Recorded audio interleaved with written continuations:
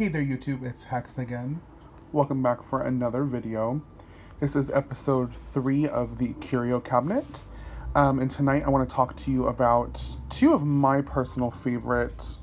One's an herb and the other is, I guess a mineral or curio, however you want to call it. Let me lay this down so you can see it better.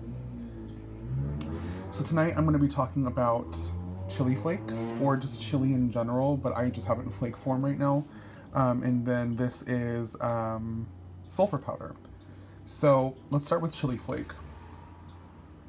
Chili flake is typically used in all hot foot powder and enemy work.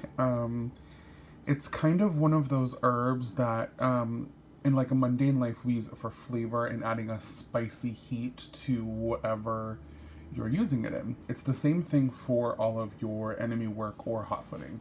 It has such an intense heat, and it's a prickly heat, something that's a little more irritating.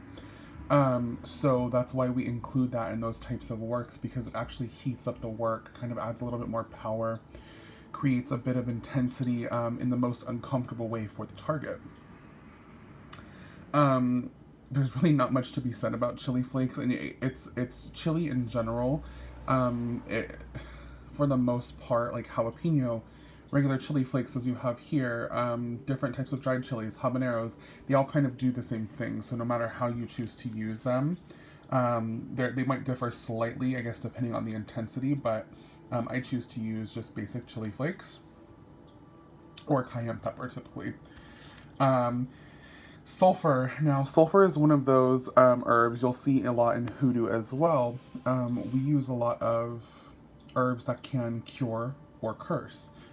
Sulfur is one of those particular ingredients that we use to drive out spiritual energy, but also it's used in a lot of hot foot powders and crossing powders and those types of enemy work. So my crossing oil that we sell in the shop actually has both of these ingredients, with a couple more ingredients to enhance these. And the reason I use that is sulfur kind of creates a bang, and it's a putrid smell. When you burn it, it's not a very good smell by itself. It kind of just creates this really intense energy of just discomfort when used in unison with other cursing herbs. I love to use, sorry guys, I'm just looking at my notes so I'm making sure I'm not going on a tangent, because I will do that when I'm talking about stuff that I love.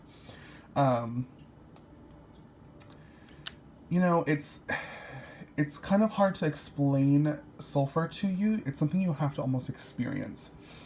It's just one of those ingredients that you have like a double-edged sword with. I definitely add it to almost all of my enemy work.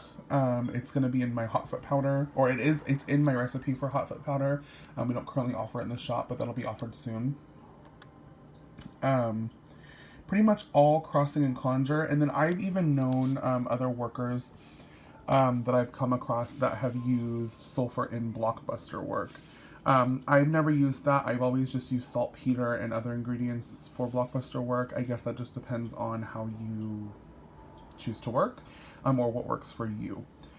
But yeah, so keep in mind, sulfur is great for driving out the devil per se, or used in driving out spiritual entities or spiritual energy that's lagging behind in those types of works.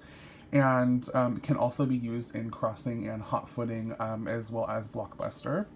And then chili flake is used to add an uncomfortable sensation and an uncomfortable heat to all of your enemy work and hot foot work. It's going to heat up the spells that you're doing, but be careful, because you wouldn't add this necessarily to a love work to add more power and to intensify things. I wouldn't use chili. I would use something more like cinnamon. Chili flakes are very powerful and very direct and very destructive in the way that they intensify and heat things up. So keep that in mind when you're utilizing them. It's to be careful. A little bit does go a long way with them.